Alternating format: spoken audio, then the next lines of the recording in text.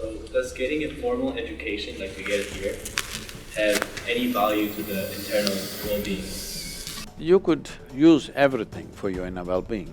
So, what do you think? Like, how do you react to certain situations? If you're consciously shaping yourself, where is the question of reacting to anything? What's the first thought that goes through your mind when, like, something you really wanted to happen didn't? The thing about me is, most of the time I don't have a single thought on my mind. Just to make it look substantial, I wear a turban. So if you drink this, it becomes you?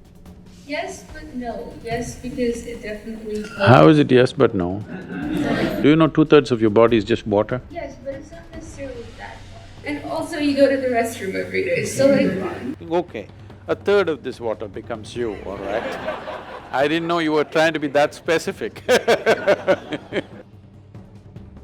So does getting a formal education like we get it here have any value to the internal well-being? I think the formal education is oriented towards a particular subject, maybe here business as it is.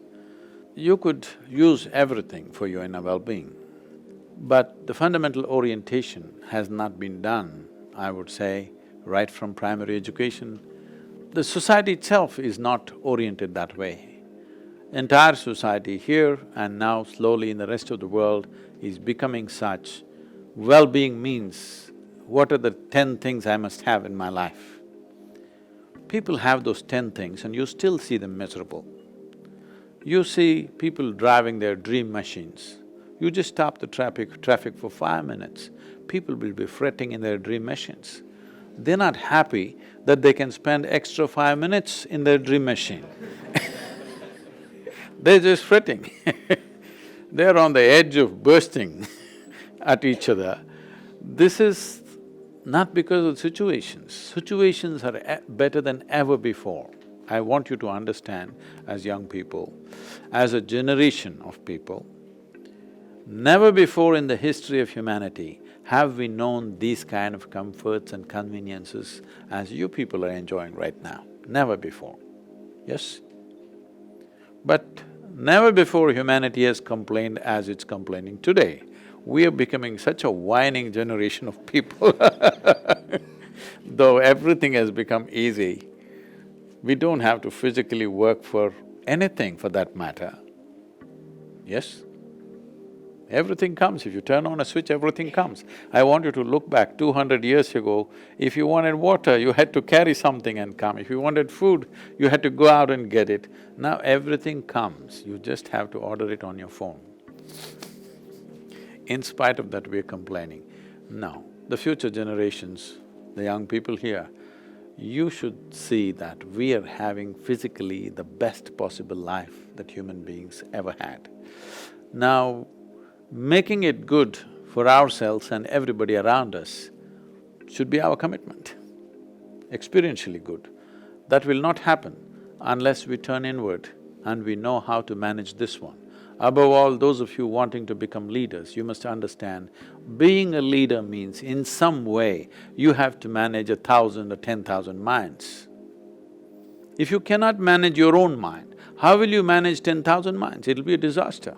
Do you think some professions are more meaningful than others? And if we are like in finance or art, should we eventually evolve into helping others or doing…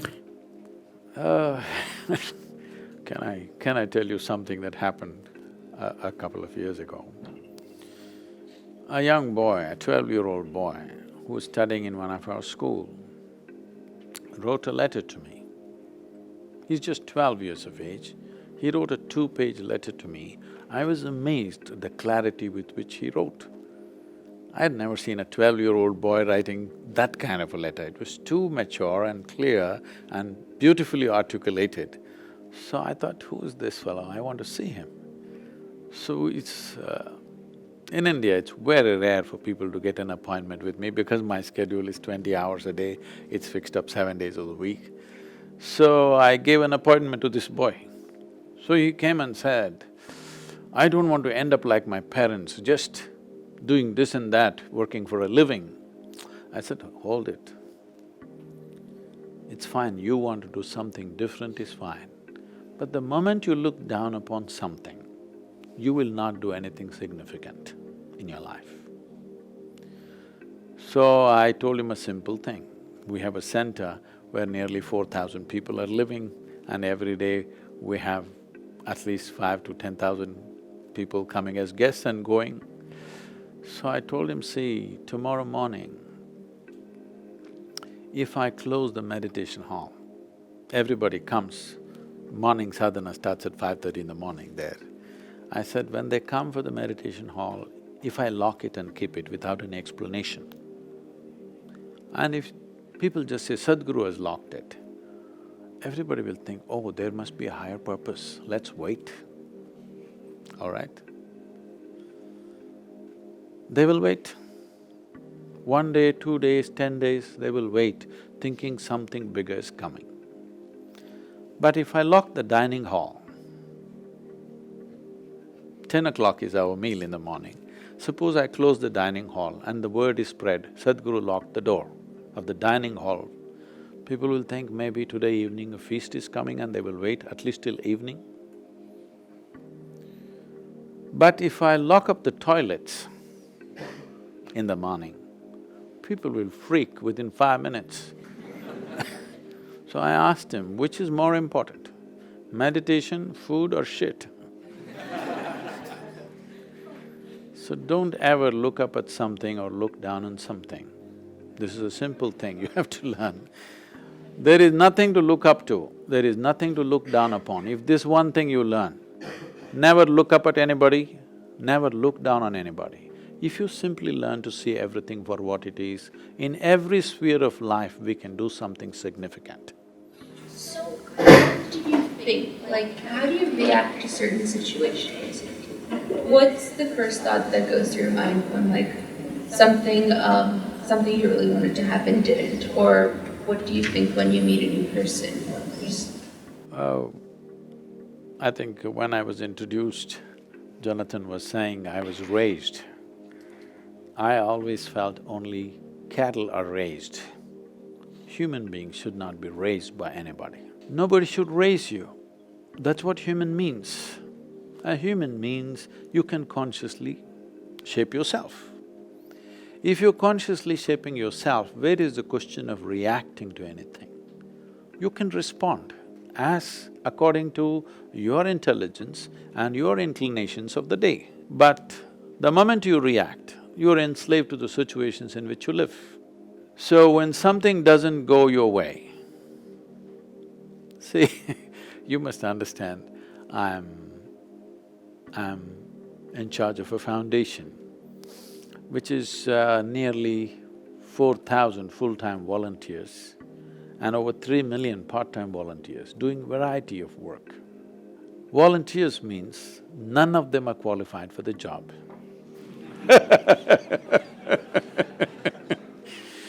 There is enthusiasm, but there is no qualification. And you can't fire them because they're volunteers. And at any moment, without a warning, without notice, they may drop the job that they're doing and walk away.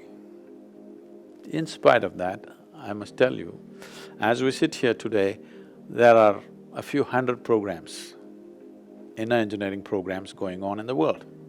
In the last 34 years, not a single program has been abandoned, left unfinished.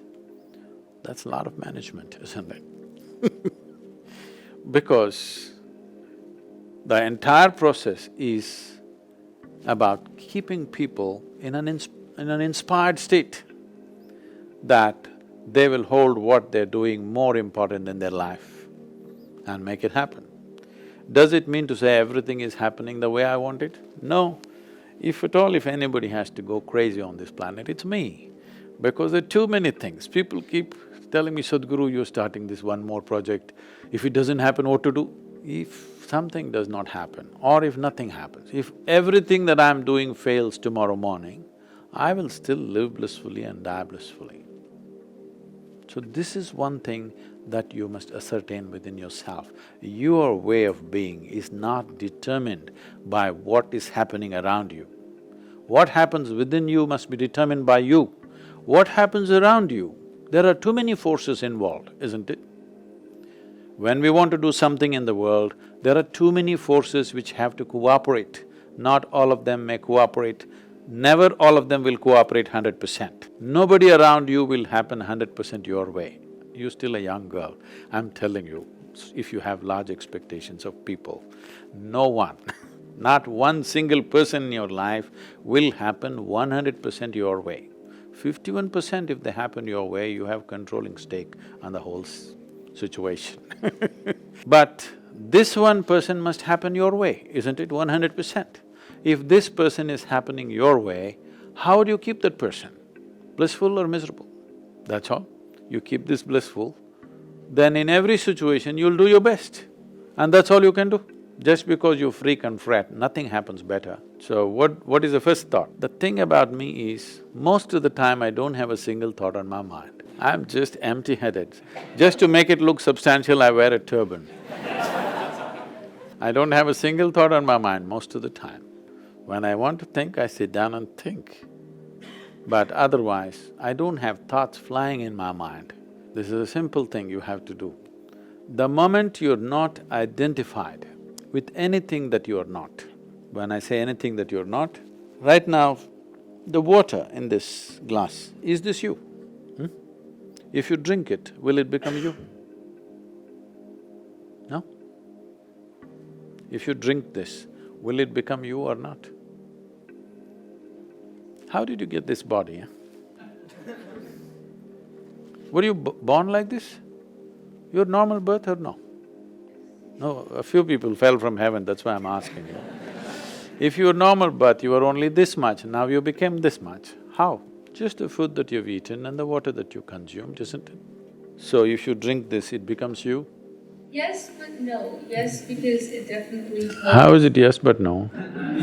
Yes, because it definitely helps in keeping me alive and making me who I am. No, not that. What is the content of your body? Do you know 2/3 of your body is just water?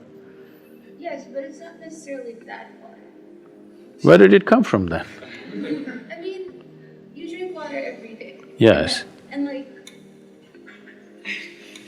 Yes. so, and also you go to the restroom every day, so the water, that water isn't going to be part of… Some part of the water is retained and that's what is you, right now.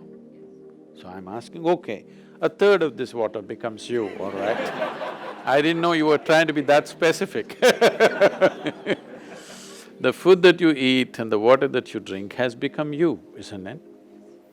So what has happened right now is, what you accumulate has become you. You tell me, what you accumulate can be yours, but can never ever be you, isn't it? Right now, as I speak, if I pick up this and say, this is my glass, you will think Sadhguru's got some problem. But everybody says he's wise, let's listen some more. After some time I say, this is me, then you'll say, let's go. Yes or no? Because this is a clear case of insanity.